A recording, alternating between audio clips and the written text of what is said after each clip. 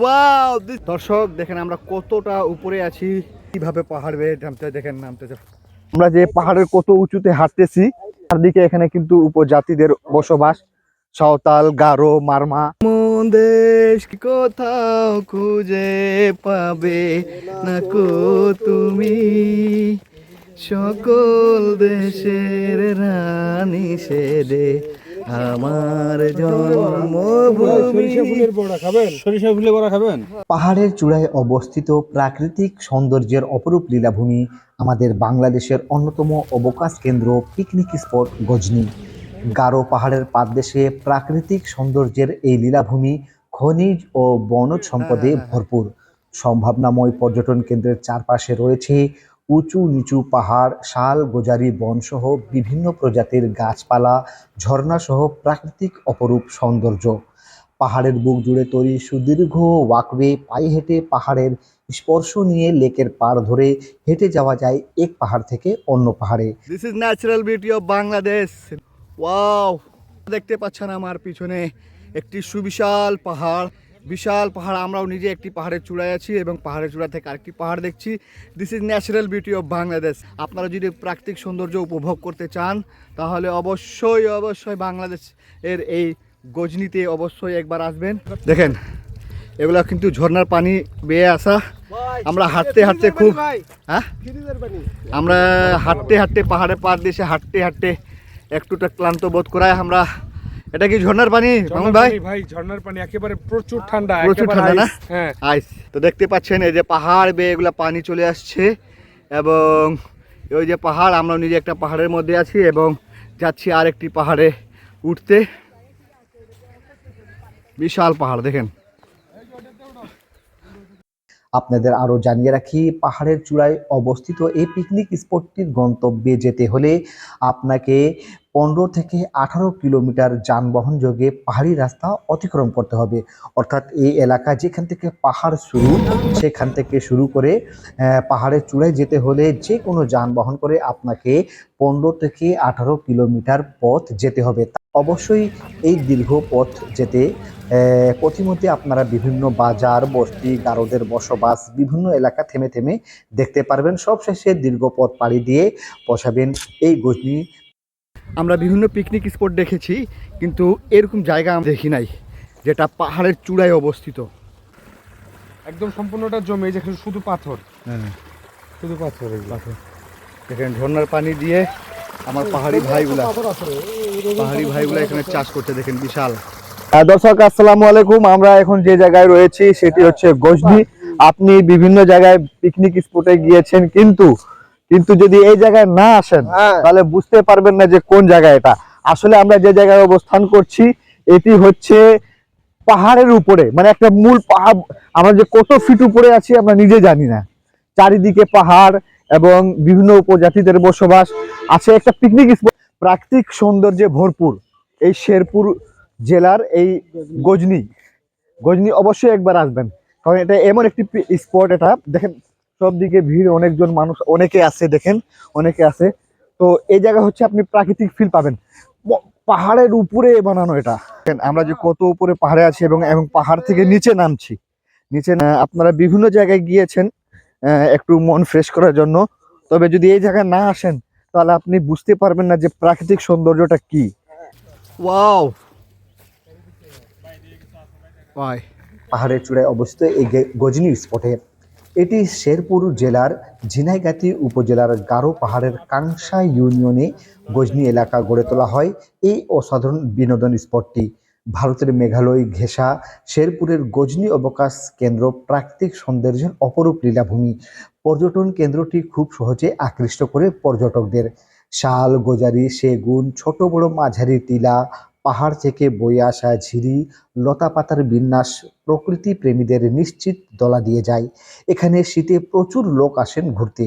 গজনি অবকাশ কেন্দ্র তখন যেন হাতছানি দিয়ে ডাকে ভ্রমণ পিপাসুদের। সারা দেশ থেকে আগত ভ্রমণ পিপাসুদের পদভারে মুখরিত হয়ে থাকে এই কেন্দ্রটি। এই কেন্দ্রের চারপাশে উঁচু নিচু পাহাড়ের চূড়ায় দাঁড়িয়ে উত্তর দিকে তাকালে চোখে পড়ে ভারতের তুরা পাহাড়, চোখে পড়ে ভারতীয় সীমান্তরক্ষী বাহিনীর BSF ক্যাম্পের সদস্যদের পদচারণার পাশাপাশি দু দেশের অপরূপ সৌন্দর্য। দেখেন পাহাড় কেটে রাস্তা বেয়ে চলা আমার ভাইরা হেঁটে যাচ্ছে। মামুন ভাই কেমন লাগছে? ভাই অমায়িক অমায়িক ফিল লাগতেছে অমায়িক ভাই, feel ভিতর না? থেকে একদম স্বতঃস্ফূর্ত ভাবে আমার যে ভিতরের যে একটা বন্দি জীবন যাপন আজকে একটা ন্যাচারাল পরিবেশে Natural, ঘুরে, right. হ্যাঁ একেবারে প্রাকৃতিক সৌন্দর্যে ভরপুর ভরপুর। আমরা ঘুরতেছি, আরো সামনে যাচ্ছি, দেখি। দেখেন জুম চাষ করছে পাহাড়িরা। জুমের মধ্যে সম্পূর্ণ নির্ভেজাল আনারসের বাগান। দেখেন এটা হচ্ছে আনারস, জুমে চাষ করা হচ্ছে পাহাড়িদের দ্বারা। পাহাড়ের চূড়ায় আমাদের গারো সম্প্রদায়ের নারীরা জুম চাষে ব্যস্ত। এ দেখেন পাহাড় চারিদিকে, এবং এই পাহাড়ের পাদদেশে আমাদের গারো মর্ম সম্প্রদায়ের লোকগুলা চাষ করছেন। আসলে এনারা খুব কর্মঠ হয়, খুব পরিশ্রমী হন এনারা, এবং দেখছেন নারী পুরুষ একসাথে তারা জুমে চাষ করছেন। খুব পরিশ্রম। দেখেন পাহাড়ের পাদদেশে এগুলা বিপজ্জনক এলাকা না? দেখেন এখানে লিখে বিপজ্জনক এলাকা। এখন আমরা পাহাড় থেকে নামছি, লিখে দেওয়া হয়েছে যে সামনে বিপদ, বিপজ্জনক, সামনে যাবেন না, সামনে ছিনতাই সহ বিভিন্ন ধরনের দুর্ঘটনা ঘটতে পারে।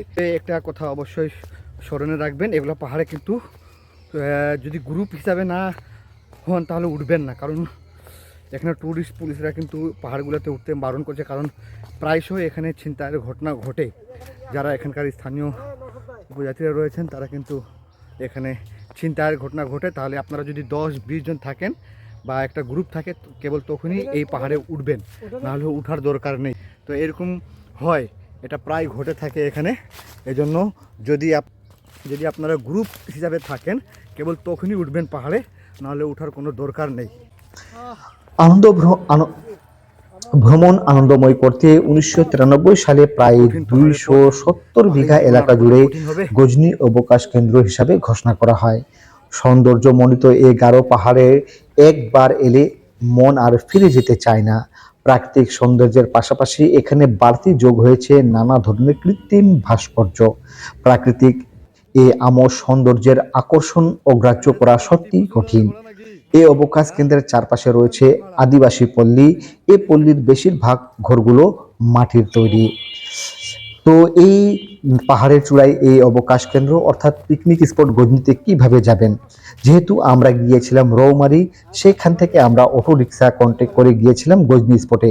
আমাদের এই অটো রিক্সা নিয়েছিল 1500 টাকা। অবশ্যই সেখান থেকে ভাড়া হচ্ছে 1500 থেকে 1800 টাকা। তাছাড়া আপনি সিএনজি কন্ট্যাক্ট করে রৌমারি থেকে যেতে পারেন, ওটা ভাড়া পড়বে 2500 টাকার মতো। এছাড়া আপনি দেশের যে কোনো প্রান্ত থেকে প্রথমে শেরপুর আসতে পারেন। শেরপুর জেলা সদর থেকে গজনী অবকাশ কেন্দ্রের দূরত্ব মাত্র 28 থেকে 30 কিলোমিটার। জায়গাটি আমাদের এত সুন্দর লেগেছে যা ভাষায় প্রকাশ করা যাবে না। পাহাড়ের চূড়ায় উঠে আশেপাশে ছোট্ট বড় অনেক পাহাড়, পাহাড়ে গারোদের জুম চাষ, অবকাশ কেন্দ্র ঘেঁষা উত্তরে মেঘালয় রাজ্যের ওরাকাশিয়া গ্রাম। চারদিকে ছোট্ট বড় অসংখ্য টিলা, প্রতিটি টিলা যেন সৌন্দর্যের অপরূপ লীলাভূমি। প্রতি বছর শীত মৌসুমে জীবনের ব্যস্ততাকে পিছনে ফেলে এখানে ছুটে আসেন হাজার হাজার পর্যটক।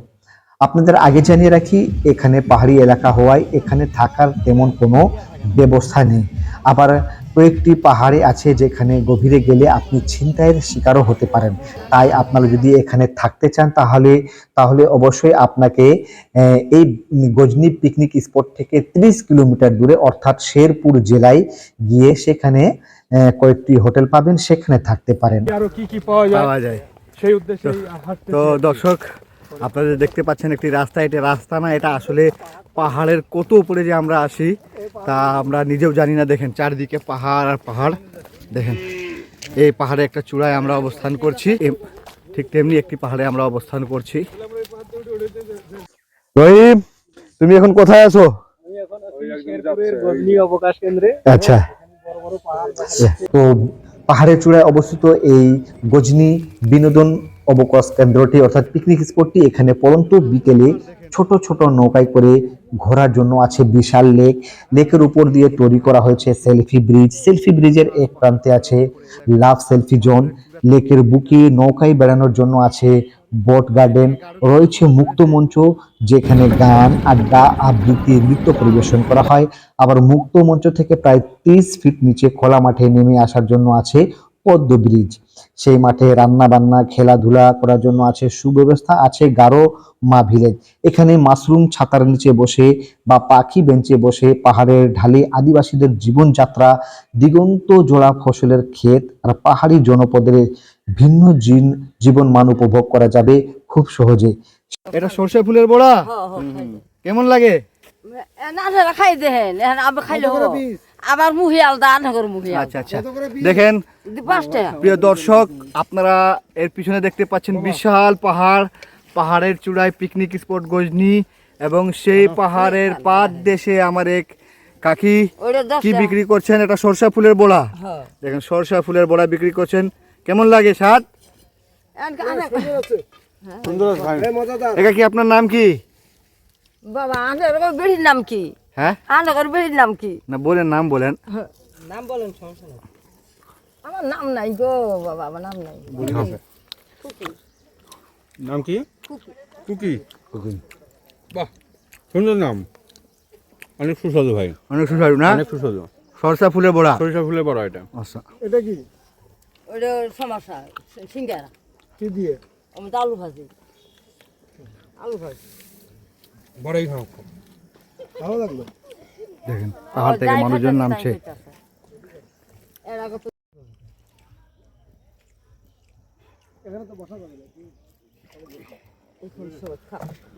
কাকা কি প্রতিদিন কত বিক্রি করেন? করি 200-300 করি, কালকে 600 করছি। দেখছো চারিদিকে ওয়াও না।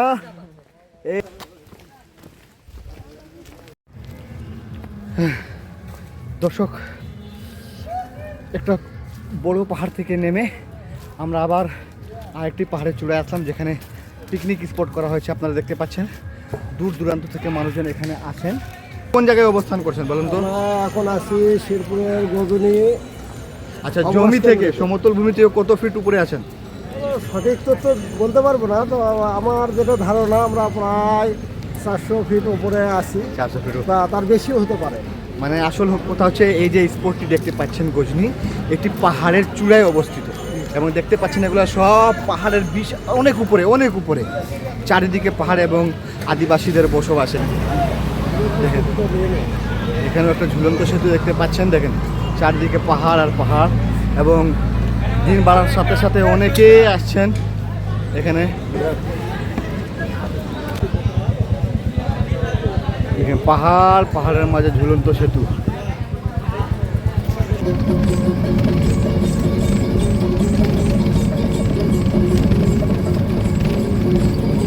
আসছেন ভাই? রংপুর রংপুর থেকে না? থেকে ভাই। আপনারা সবাই কয়জন আসছেন?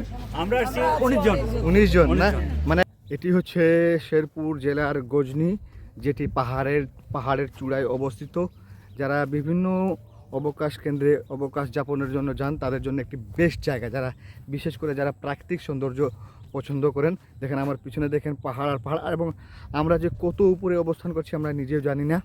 প্রায় 400 থেকে 500 ফিট উপরে হবে একটা বিশাল পাহাড়, এবং পাহাড়ের উপরে তো এখানে জেলা প্রশাসনের পক্ষ থেকে একটা পিকনিক স্পট করা হয়েছে, এবং আপনারা পাহাড়ের নিচে শুনতে পাচ্ছেন, পাহাড়ের অনেক নিচে গান বাজনা হচ্ছে, বিভিন্ন জায়গা থেকে মানুষজন আসছেন। তো আমরা পাহাড়ে উঠেছি, তো এমন একটি পাহাড়, এখানে চারপাশে কিন্তু বিভিন্ন উপজাতিদের বসবাস। তো যারা যারা এরকম পছন্দ করেন তারা অবশ্যই একবার আসবেন। প্রাকৃতিক সৌন্দর্য কী জিনিস আপনারা বুঝতে পারবেন এখানে। দেখেন চারদিকে বড় বড় পাহাড়, এবং আমরা নিজেও পাহাড়ে যে কত উপরে আছি, অসাধারণ। দিস ইজ এমন দেশ কি কোথাও খুঁজে পাবে না কো তুমি, সকল দেশের রানী সেজে আমার জন্মভূমি। ইয়েস, আমি গর্বিত এখানে জন্মগ্রহণ করে এই দেশে। চারিদিকে সবুজ শ্যামল প্রাকৃতিক সৌন্দর্য, উফ।